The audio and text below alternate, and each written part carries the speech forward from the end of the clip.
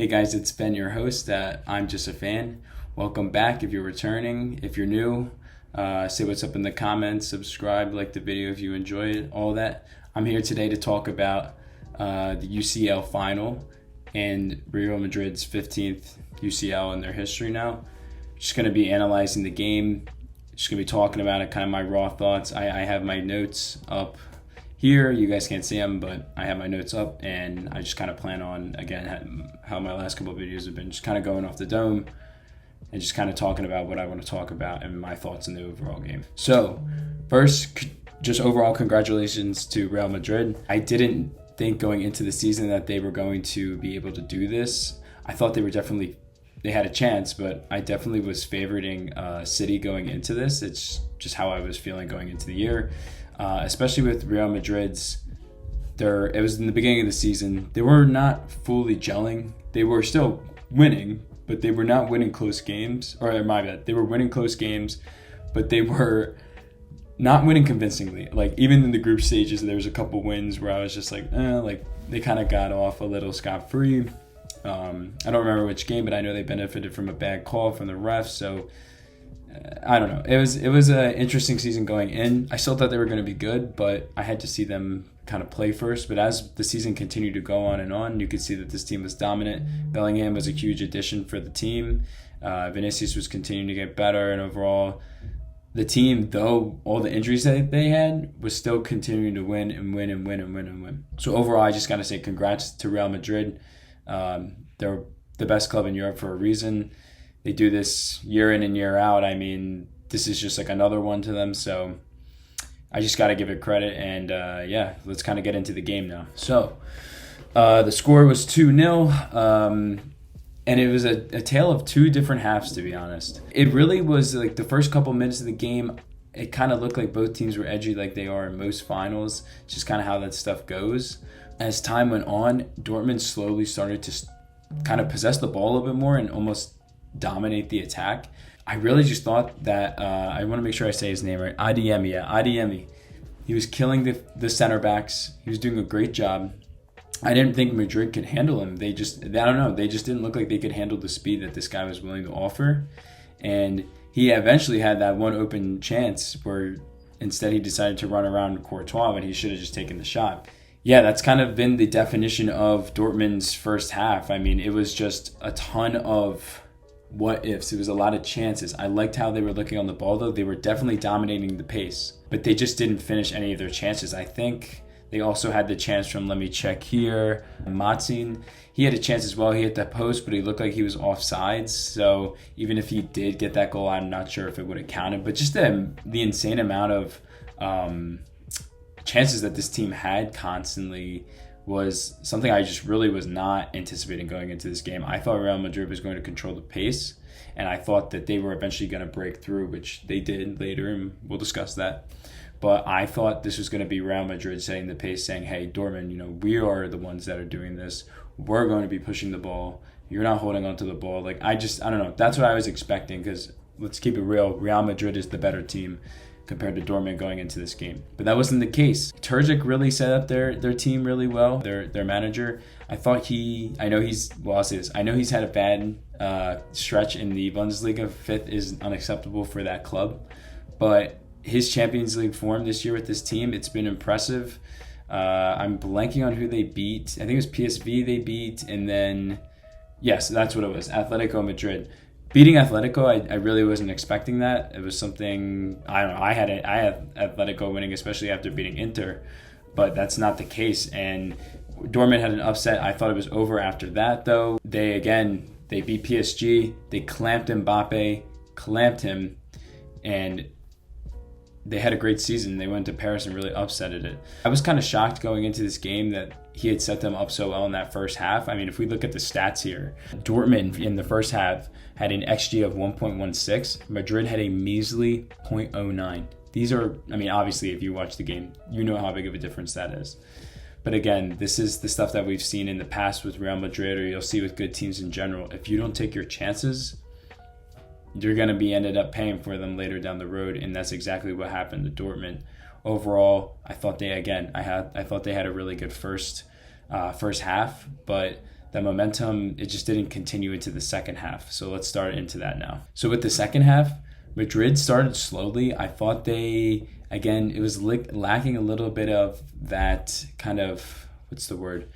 Not drive, but really just that initiation that can kind of be like, okay, we got to get on the ball and keep dominating and eventually get shots. My friend, I was in a call with some guys while we were watching the game. He thought Madrid was going to score in around the 60th minute. And honestly, it makes sense. I feel like this is what always happens in these Champions League finals. But they actually didn't. They didn't until till the 73rd minute. That was a Cruz corner assist to Carvalho, the header, and that was in the 73rd minute. And that's when I knew, and me and my friends knew, we were just like, yeah, it's happening. It was the inevitable was coming. The wave was coming. I just expected Madrid to, I guess, have this drive and this wave of that offensive prowess and eventually getting the goal earlier. I just thought they were going to dominate a little earlier, but it took them a bit. But once that floodgate opened, it opened.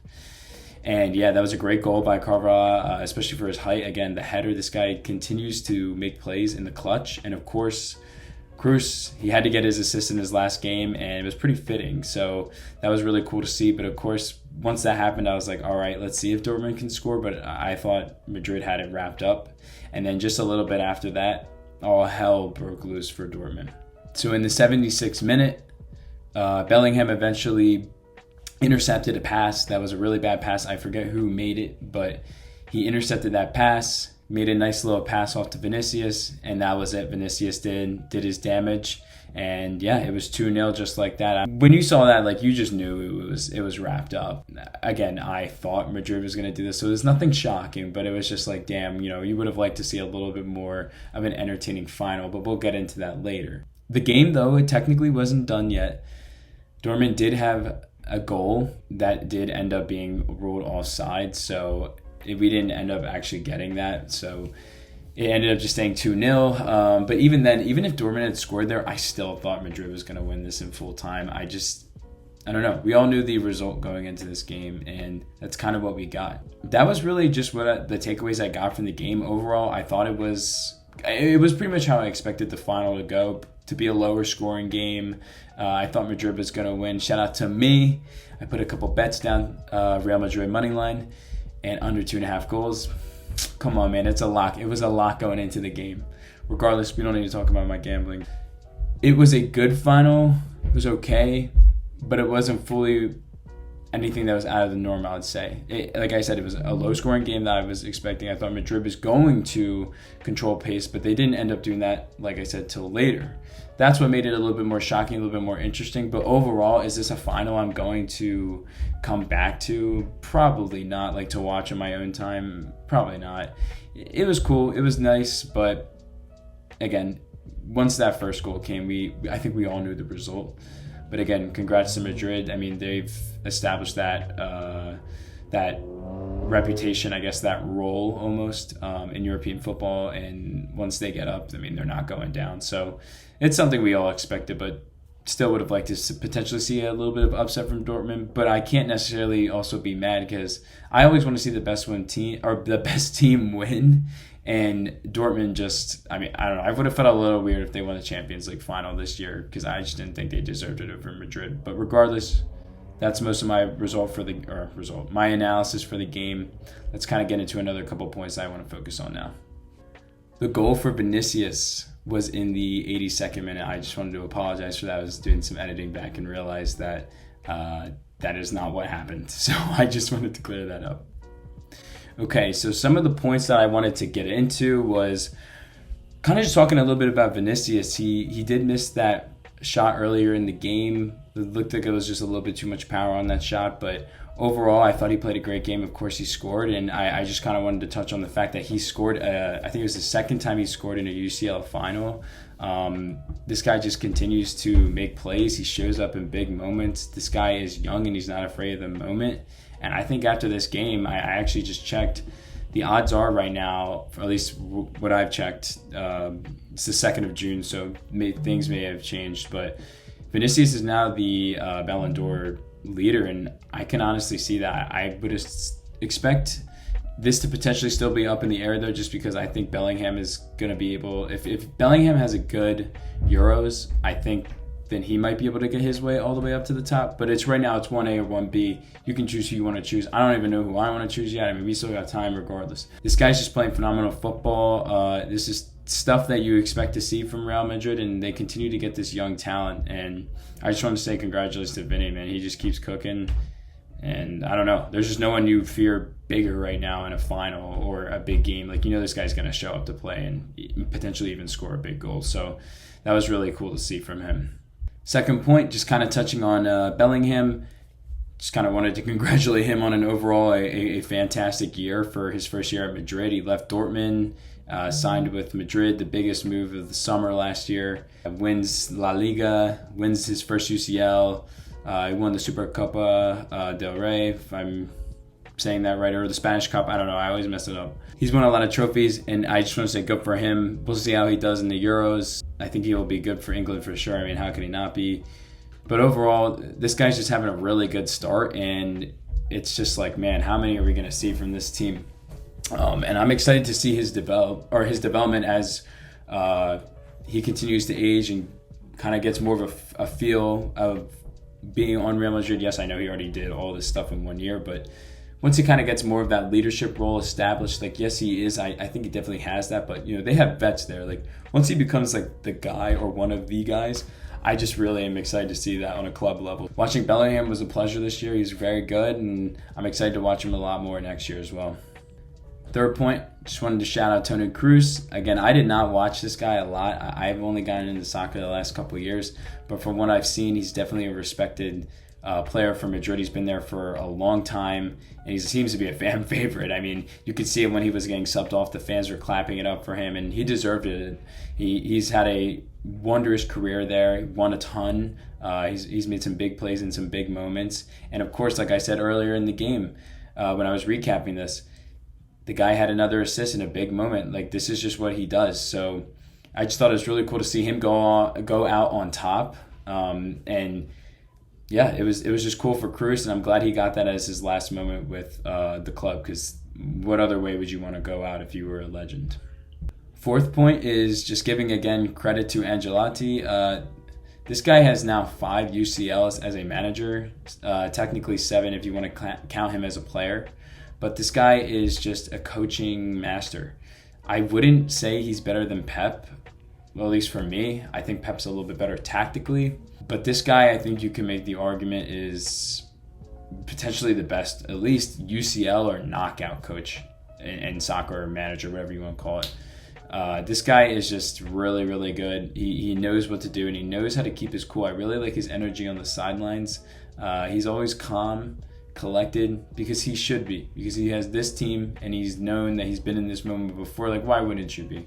But I just like to see that stuff from managers. I like all type of managers, whether they're getting hyped, they're kind of lower, they're a little bit more aggressive. It doesn't really matter to me as long as they get the job done.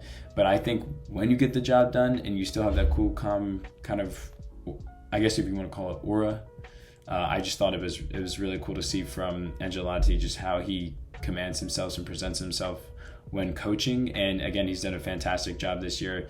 They were not expected to be, I think, this good this year, and the fact that he took them this far, I think, just really shows how good of a coach he is. And again, I mentioned this earlier in the video, they have had lots of injuries, and the fact that this squad has continued to bounce back and keep fighting and keep winning at this rate, it's just very impressive, and a lot of that credit goes to him.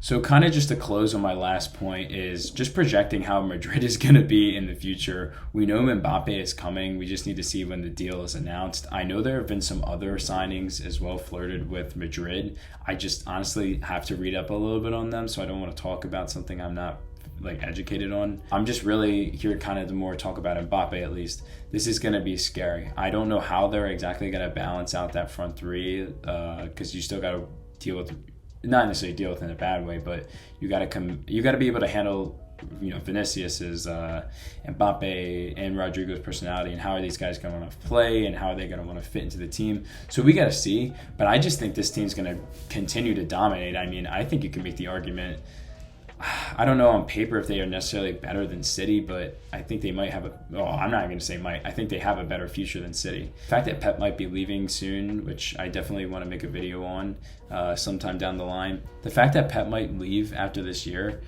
I mean, who else is dominating European football like this at this level, at least in the UCL?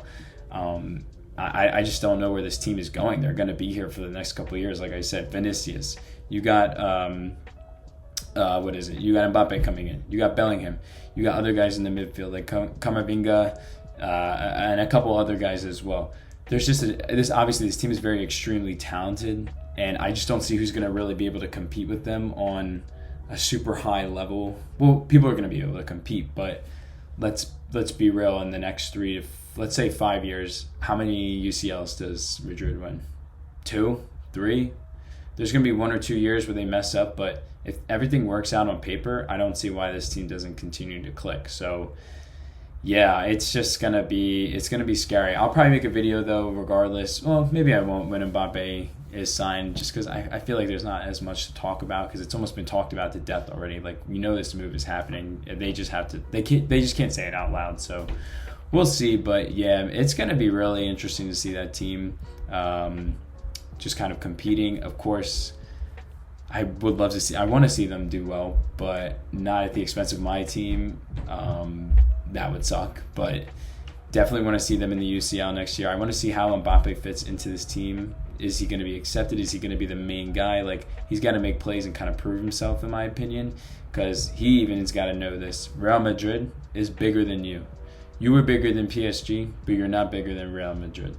So we'll see how he does, but I think he's going to fit in fine, and I think it's going to be a fantastic fit. We just got to see how all the kinks are worked out, but it's going to be very, very, very, very fun to watch. So yeah, guys, this is the end of the video. There's not really much else I wanted to cover in this, but definitely let me know what you thought about the final. Did you think it was an entertaining one? Were you a little disappointed? How did you guys feel about the player performances? And how do you feel about Real Madrid going forward? I mean, like I said, this team is going to be a juggernaut. They're going to be here. We're going to be talking about them. So this is something we just got to kind of deal with. I mean, we've been dealing with them, of course, but just this new squad, like we're going to be in this for the long run with them. So yeah, just let me know what you guys think about it. And if you liked the video, like it up. If you like my content, subscribe. If not, it's all good. I just appreciate you watching regardless. So I hope you guys have a good rest of your day, and I'll see you guys later.